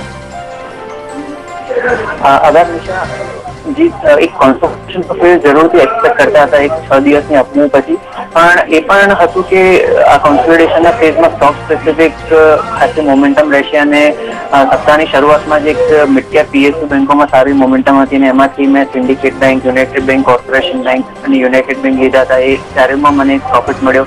સિન્જિનમાં પણ એક સારો પ્રોફિટ મળ્યો. એના પછી હિમાદ્રી કેમિકલમાં પ્રોફિટ મળ્યો. આ વખતે એન્ડ થોડુંક પટેલ ઇન્ટિગ્રેટેડ લોજિસ્ટિક્સમાં હું વહેલો નીકળી ગયો, પણ ઓલ ઇન ઓલ એક મિડ કેપ સ્પેસમાં સારું મોમેન્ટમ હતું અને જેનો ફાયદો મને મળ્યો. ચોક્કસ મિડ કેપ અને સ્મોલ કેપે સારું રિટર્ન અપાવ્યા છે આ સપ્તાહ દરમિયાન. હોપફુલી આવતું સપ્તાહ પણ સારું રહે. આભાર પ્રદીપ અમારી સાથે જોડાવા અને આવતા સપ્તાહે પણ રોકાણકારોને આવા સારા રિટર્ન આપતા રહો એવી જ આશા. આપણે જોઈ રહ્યા છીએ ટોપ ટ્રેડ્સ પણ એક સારો ટ્રેડ બનતો દેખાઈ રહ્યો છે આજકાલ. ત્યારે જ આગળ વધીએ. હવે ક્લોઝિંગને ખૂબ ઓછો સમય બાકી છે, એવામાં 8,323ના લેવલ નિફ્ટી પર બનતા દેખાય છે. કહી શકાય કે મામૂલી નેગેટિવ ટ્રેડ અત્યારે બનતા દેખાય છે, પણ મિડ કેપ રિકવરીના દોરમાં આગળ વધી રહ્યું છે. Hind rectifiers, TV18 broadcast, Alstom T&D, Rupa and company, store one retail જેવા કાઉન્ટર આપણને દેખાઈ રહ્યા છે જે સારાવાર રિકવરીના મોડમાં છે. ઇનફેક્ટ તમે નજર કરો Sterlite technologies, MEP infrastructure 200 DMA ની ઉપર ટ્રેડ કરી રહ્યા છે, એટલે અહીંયા સારાવાર કહી શકાય કે રિકવરી સાથે તેજી થતી જોવા મળી રહી છે. કાઉન્ટર છે સ્ટોર વન રિટેલ. આ સપ્તાહ દરમિયાન 20%નું રિટર્ન કહી શકાય. સર્કિટ ફિટલમાં ઘટાડો કરવામાં આવ્યો, 10% ઘટાડો કરવામાં આવ્યો, તેમ છતાં આના પર ટ્રેડ લેવાઈ રહ્યા છે. અને તમે ઇનફેક્ટ જુઓ તો પાછલા લગભગ 3 મહિનામાં સારું એવું રિટર્ન આપી ચૂક્યું છે આ કાઉન્ટર સ્ટોર વન રિટેલ. કેવું લાગે છે? ડેફિનેટલી સ્ટોક એક ઓલરેડી ઘણું સારું મૂવ આપી દીધું છે. 3 મહિના પહેલા સ્ટોક જ્યાં 70-75 નું રેઝિસ્ટન્સ ક્રોસ કર્યું હતું, એના પછી એક સારા વોલ્યુમ સાથે 3 મહિનામાં જ 240 સુધી આવી ગયું છે. ચાર્ટ્સ ઉપર ટ્રેન્ડ હજી બી ઇન્ટેક્ટ છે, તો આ સ્ટોકમાં હજી બી અપસાઇડ મોમેન્ટ કે અપસાઇડ મૂવ થઈ શકે છે. ફ્રેશ લોંગ્સ માટે હમણાં એક રિસ્ક રિવોર્ડ ડેફિનેટલી મોટું રહેશે. એક સ્ટોપ લોસ 215 ની આવશે કરંટ લેવલ્સ ઉપરથી. તો જો કોઈ ઓલરેડી લોંગ પોઝિશન છે એમની હું આ સ્ટોકની 215 ના સ્ટોપ લોસથી હોલ્ડ રાખવાની સલાહ આપીશ. ઓકે, ત્યારે જ હવે અહીંયા બજાર બંધ થવાને ગણતરીની મિનિટ બાકી છે, લગભગ 1.5 મિનિટ જેટલો સમય બાકી છે. ત્યારે આપણે સેન્સેક્સ અને નિફ્ટી ઉપર નજર કરીએ. 8,330 પાસે આપણને નિફ્ટી પહોંચતી દેખાઈ રહી છે. ફ્લેટ ટુ નેગેટિવ ઝોનમાં આવી ચૂકી છે. સેન્સેક્સની વાત કરીએ તો અહીંયા પણ આપણને એક રિકવરી આગળ વધતી જોવા મળી છે અને અહીંયા હવે ફક્ત 60 પોઈન્ટ જેટલી નરમાશ આપણને દેખાઈ રહી છે. મિડ અને સ્મોલ કેપ બંનેમાં રિકવરી ફ્લેટ ટુ નેગેટિવ ઝોનમાં રહ્યા છે. જ્યારે બેંક નિફ્ટી હજુ જોકે જોઈએ તો 5%ના ઘટાડા તરફી આપણને ચાલમાં ચોક્કસ દેખાઈ રહી છે. છેલ્લા 1 કલાકની અંદર આપણે જોઈએ કયા કાઉન્ટર્સ છે કે જેણે શાર્પ રિકવરી આપવાનો પ્રયાસ કર્યો છે. ભારતીય ઇન્ફ્રાટેલ આપણે અહીંયા જોઈ શકીએ છીએ 1% સુધીની એક શાર્પ રિકવરી આપણે ભારતીય ઇન્ફ્રાટેલમાં આવતા જોઈએ છે. ITCની અંદર જોઈએ તો ત્યાંથી પણ આપણને એક ઓલમોસ્ટ 0.5%ની રિકવરી આવતી દેખાય છે. આ ઉપરાંત હિન્ડાલ્કો, ONGC અને HDFC બેંક જેવા કાઉન્ટર છે કે જે દિવસ દરમિયાન એક ઓવરઓલ નેગેટિવ રહ્યા હતા, ત્યાંથી આપણને 5થી લઈને 0.5% સુધીની મજબૂતી આવતી દેખાઈ રહી છે. આ ઉપરાંત બીજા જે કાઉન્ટર્સ કે જ્યાંથી દબાણ બન્યું હતું એની વાત કરીએ તો પાવર ગ્રીડ ઉપરના સ્તરેથી આપણને ઓલમોસ્ટ એક 0.5% જેટલું ઘટતું દેખાયું અને અત્યારે આપણે જોઈ શકીએ છીએ 5%ની મજબૂતી સાથે જ પાવર ગ્રીડની અંદર કારોબાર થતો દેખાઈ રહ્યો છે. ઇન્ડેક્સ બેઝ ઉપરની જો વાત કરીએ તો આખા સપ્તાહ દરમિયાન નિફ્ટીની અંદર કોઈ આપણને મેજર મુવમેન્ટ આવતી નથી જોવા મળી. એક ફ્લેટ લેવલ ઉપર સાપ્તાહિક ધોરણે નિફ્ટી આપણને ક્લોઝ થતી દેખાઈ રહી છે. બેંક નિફ્ટીની અંદર સ્થિતિની નજર કરીએ તો ત્યાં પણ અત્યારે આપણને એક ફ્લેટ લેવલની જ મુવમેન્ટ આવતી દેખાઈ રહી છે. સેન્સેક્સ પણ એ જ લેવલ ઉપર આપણને સાપ્તાહિક ધોરણે રહેતું દેખાયું છે. એટલે કે ઓવરઓલ જે એક ટાઈમ વાઇઝ કન્સોલિડેશનની વાત રૂચિતે જ્યારે આપણે શોની શરૂઆતમાં ચર્ચા કરી ત્યારે કીધું હતું એ ટાઈમ વાઇઝ કન્સોલિડેશન આ સપ્તાહની અંદર આપણને થતું દેખાઈ ચૂક્યું છે. હવે ખાસ જોવાનું રહેશે કે સ્ટોક સ્પેસિફિક એક્શન આપણને બિલ્ટઅપ થતા દેખાઈ ચૂક્યા છે. માર્કેટે એક સપ્તાહનું કન્સોલિડેશન પણ દેખાડ્યું છે. હવે અહીંથી આગળ કેવો વ્યૂ બનતો દેખાય છે એ ખાસ જોવાનું રહેશે. 8,326ના સ્તર ઉપર અત્યારે આપણને નિફ્ટી બંધ થતી દેખાઈ રહી છે. સેન્સેક્સ 27,139ના સ્તર ઉપર છે. જ્યારે મિડ અને સ્મોલ કેપના ફ્રન્ટ ઉપર જોઈએ તો ત્યાં અત્યારે આપણને એક ફ્લેટ ટુ નેગેટિવ સાઇડનો જ કારોબાર બનતો દેખાયો છે. બેંક નિફ્ટી અહીંયા ઓલમોસ્ટ એક 0.5%ની નજીક આવી અને બંધ થતી 0.5%ના ઘટાડાની નજીક બંધ થતી આપણને દેખાઈ રહી છે. રુચિત, શું કહેશો? ટાઈમ વાઇઝ કરેક્શન જે આપણે એક્સપેક્ટ કરી રહ્યા હતા એ આપણને થતું દેખાઈ ગયું છે. આગામી સપ્તાહે હવે બજારની ચાલ કોઈ એક તરફ ડિસિઝિવ રહેશે એવી શક્યતાને રાખી શકાય? ડેફિનેટલી અત્યારે જોઈએ તો ટ્રેન્ડ હજી બી પોઝિટિવ છે. આ time wise correction, price wise correction નથી આવ્યું અને ટાઈમ વાઇઝ કરેક્શન આવ્યું છે, આ એક પોઝિટિવ સંકેત છે. તો જો અગર રિસન્ટ હાઈ જો હતું 8,420 8,425ની રેન્જ, એ એક મહત્વનું લેવલ રહેશે આવતા સપ્તાહમાં ક્રોસ કરવા માટે. અત્યારે જોઈને લાગી રહ્યું છે કે પ્રોબેબિલિટી વધારે છે કે એ પણ ક્રોસ કરી નાખશે અને માર્કેટ 8,400 સુધીના લેવલ્સ આવતા સપ્તાહમાં જો અગર મોમેન્ટમ પિકઅપ થાય તો આવી શકે છે. તો 8,280 8,300ની રેન્જ, બાઇંગ રેન્જ યુટિલાઇઝ કરવી જોઈએ. 8,250નો સ્ટોપ લોસ મૂકીને અને 8,400ના આવતા સપ્તાહમાં અપસાઇડમાં 8,400 સુધીમાં માર્કેટ્સ આવી શકે છે. ઓકે, કોઈ ડિસ્ક્લોઝર રુચિત? જે બી ઘણા સ્ટોક્સ આપણે ડિસ્કસ કર્યા છે, મારા પર્સનલ હોલ્ડિંગમાં કોઈ નથી, પણ અમુક સ્ટોક્સ અમે અમારા ક્લાયન્ટ્સને રેકમેન્ડ કર્યા છે એટલે એમની પોઝિશન હોઈ શકે છે. ઓકે, સમય ફાળવી અમારી સાથે જોડાયા તે બદલ આપનો ખૂબ ખૂબ આભાર.